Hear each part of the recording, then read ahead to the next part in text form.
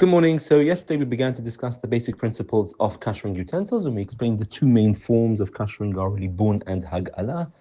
Libun is the more severe one, and that's needed to expel the taste of something which has been absorbed, forbidden taste, which has been absorbed without liquid, and hag'ala, the less severe form of kashering for taste which has been absorbed with liquid. And then you have things which haven't absorbed taste through heat, and those can just be washed away and don't need to be actually go through a full rigorous kashering process.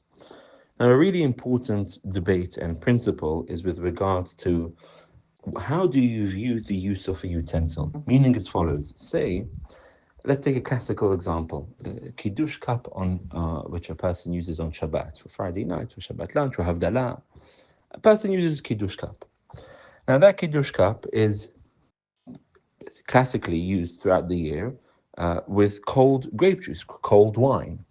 Now, since what's absorbed in that cup are things, even if there was chametz for whatever reason, a person drank chametz from the cup, that would typically be something cold, because that's what the Kiddush cup is used for throughout the year.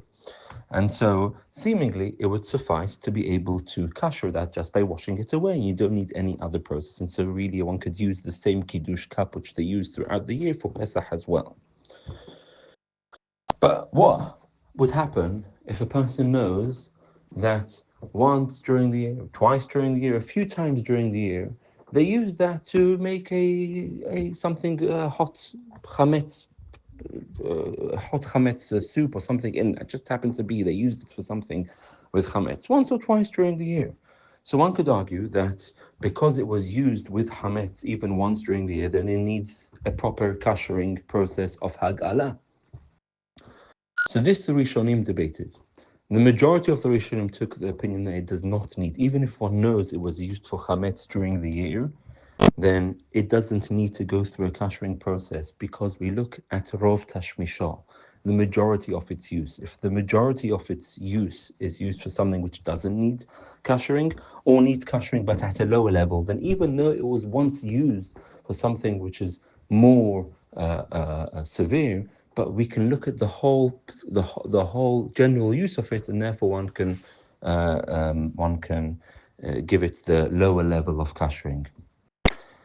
And so what that would mean is, according to this view, that even if I knew that during the year I used my Kiddush cup with something chametz hot, but the primary and the typical use of this utensil throughout the year is with cold, and therefore I can just wash it and I don't need to kash it, and I can use my same Kiddush cup throughout the year. Other opinions in the Rishonim, though, said no. Since it was once used for something asur with heat, that there needs to be kashed, and you can't use the same cup. The Shulchan Aruch follows the lenient opinion, and he says you go after the majority of its use, which would mean for Sfaradim, and this is indeed Hacham Vadia and Hacham Ben Zion are posek, even if a person knows they used something for chametz with heat during the year, but the typical use of this utensil is something which is used, which doesn't need a kashering, then one doesn't need to kasher it, one can use it.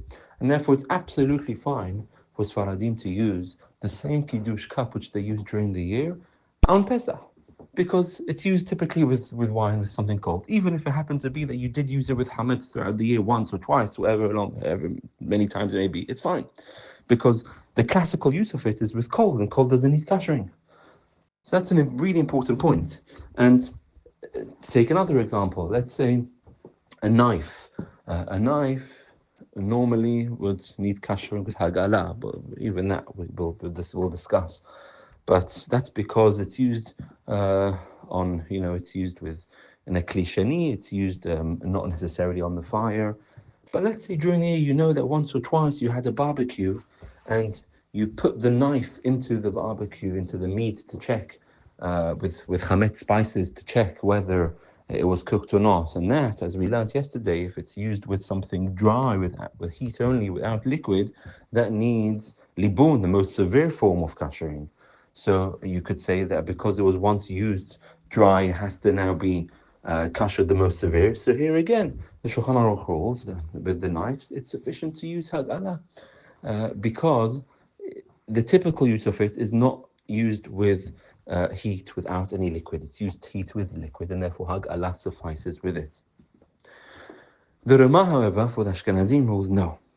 That even if it was once used, like the more severe opinion, then it has to go through the full process, which is why Ashkenazim will change things which even, it's unlikely they were used with chametz during the year. They'll have a new kiddush cup for Pesach. Because just in case they use their kiddush cup during the year with chametz. But for us, even if it was used with chametz, so what? Because it's typically used together without chametz, and therefore it's fine. And so that is a major distinction which can have big ramifications when it comes to recognizing what kinds of utensils a person needs to kasher or not, about looking at the majority use of the utensil throughout the year. How is it generally used, and deciding through that what form of kashering, if any kashering at all, it needs to go through. Have a lovely day.